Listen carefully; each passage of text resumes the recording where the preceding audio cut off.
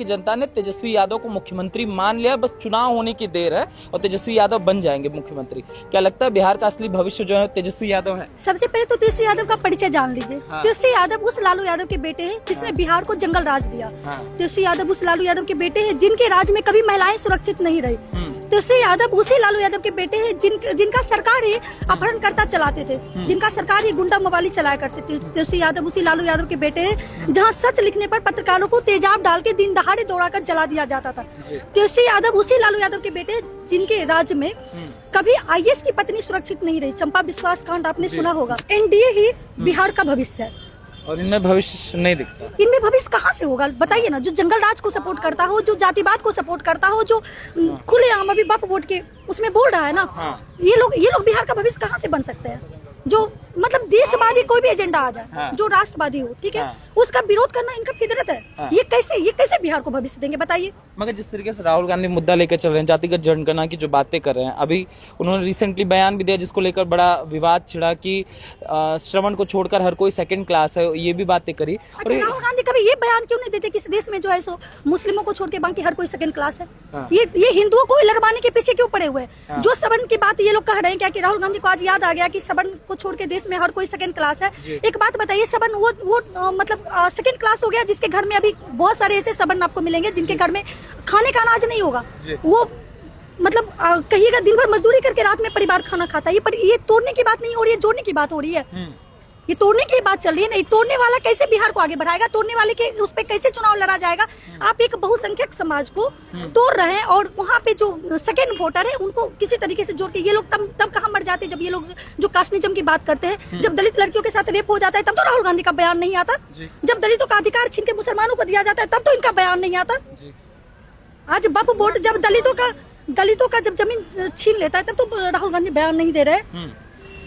आज कर्नाटक में 200 परिवार का जमीन वक्फ बोर्ड ने रातों रात छीनने मतलब पूरा कह दिया। बापू ने दावा कृष्णों का भी छीन लिया, दावा ठोक दिया कि ये जमीन मेरी है। तब तो राहुल गांधी को याद नहीं आता।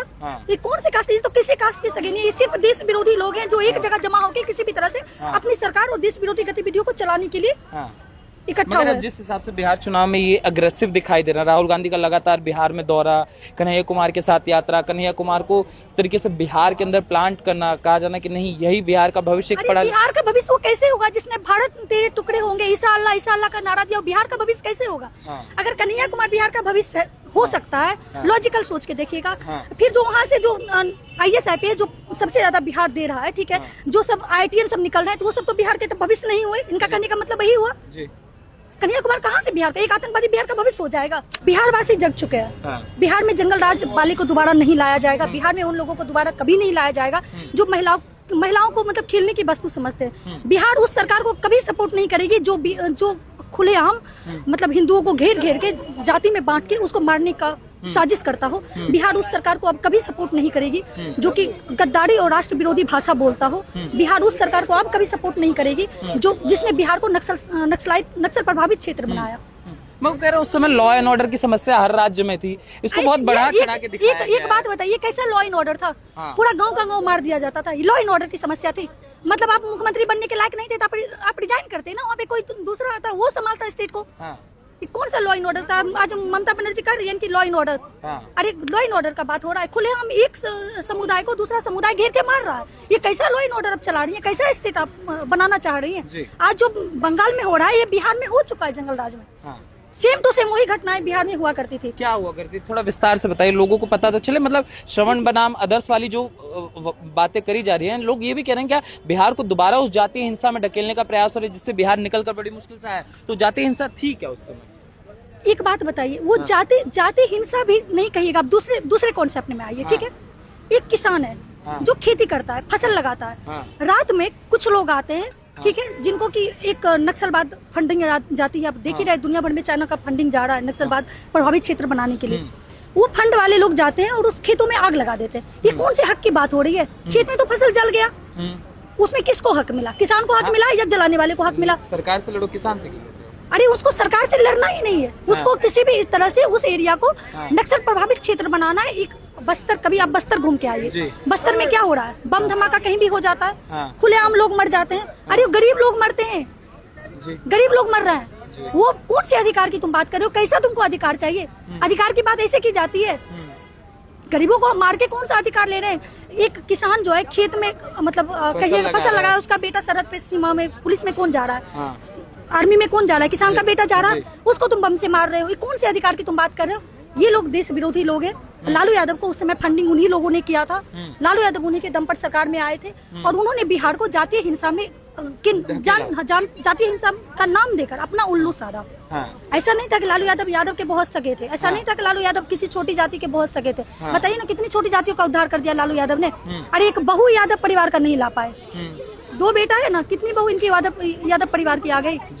जो एक बहू यादव परिवार का नहीं लाए, जो यादव वायम इक्वेशन पे काम करते हैं वो। हाँ, और वो क्या जातिवादी बात करेंगे?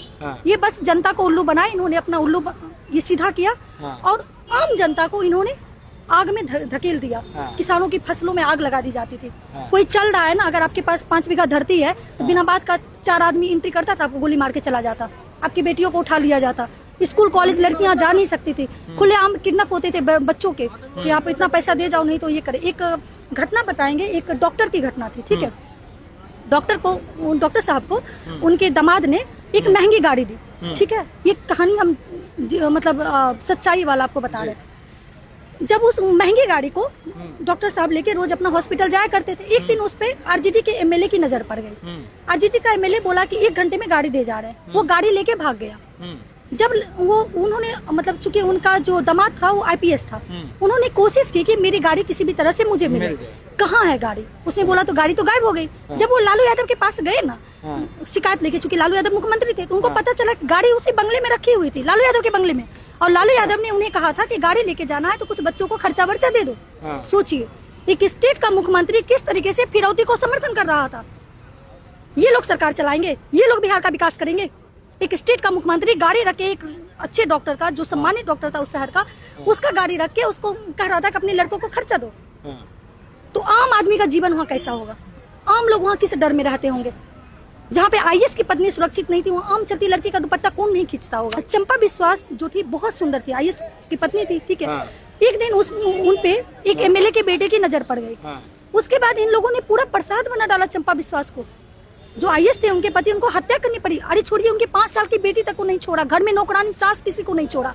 कितनी बड़ी घिनौनी मानसिकता होगी जहाँ जिस स्टेट में आईएएस की पत्नी सुरक्षित नहीं थी, वहाँ आम लड़कियां कैसे सुरक्षित हो सकती है? ये किसी के सगे नहीं है, किसी के भी सगे नहीं है। ये लोग मानवता के द्रोही हैं और बिहार चुनाव में इनको बताया जाएगा कि तुम्हारी सीट कितनी जमानत जब्त बताने का प्रयास हो रहा है, यही बिहार के भविष्य। अरे जबरदस्त, एक बात बताइए, जबरदस्ती जो है इस देश में ना, कसाब को फांसी पड़ता है, ठीक है। सोनिया गांधी की आंख में आंसू आ जाता है। आतंकवादियों के लिए इनके आंख में आंसू, बाटला हाउस में आंख में आंसू आ जाता है। अब चलिए, आज तक इनको कभी मुर्शिदाबाद के हिंदुओं पर आंसू आया? आज तक?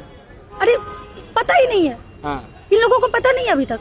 ये देश में नहीं है, देश में होते तभी तो इनको पता चलता। छोड़िए, अभी यहाँ पे 2 हिंदू एक्सीडेंट हो जाए और एक मुस्लिम को सिर्फ खरोच आ जाए, अरे मुस्लिमों के साथ अन्याय हो गया। ये लोग इसी लेवल पे राजनीति कर रहे हैं। आज जिन मुस्लिमों के लिए ये लोग इतना गुणगान करने हैं, दुनिया की दूसरी मेजोरिटी के लोग हैं। दुनिया में सबसे ज्यादा दूसरी बड़ी आबादी उन्हीं की है। भारत में अब हिंदू दुनिया में कितने? हम लोग मिनिमम है।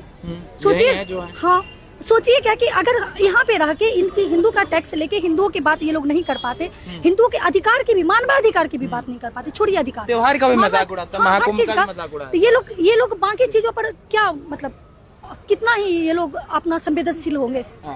इन्हें किसी बात का संवेदना है ही नहीं इन लोगों में। इस बार बिहार चुनाव में चीजें वैसी नहीं होंगी जैसे ये लोग आसान, जैसा ये लोग सोच रहे हैं कि हम फिर से MY क्वेश्चन बनाएंगे, हम जो है सो कास्टनिज्म की बात करेंगे, सवर्ण बनाम हम दलित, सवर्ण बनाम हम दलित लड़वाएंगे। ऐसा कुछ नहीं होने जा रहा है, क्योंकि दलित भी अब इस बात को समझ रहा है कि दलित के अधिकारों की बात ये लोग कर ही नहीं सकते। क्योंकि दलित के इतने नेता हैं, कभी किसी दलित के नेता को आपने दलितों की बात करते हुए सुनी? नहीं। ये लोग तो बाबा साहब तक को नहीं मानते। जो दलित के सो-कॉल्ड नेता है ना, संविधान लेके घूमते हैं, इनमें से कोई बाबा साहब को नहीं मानता।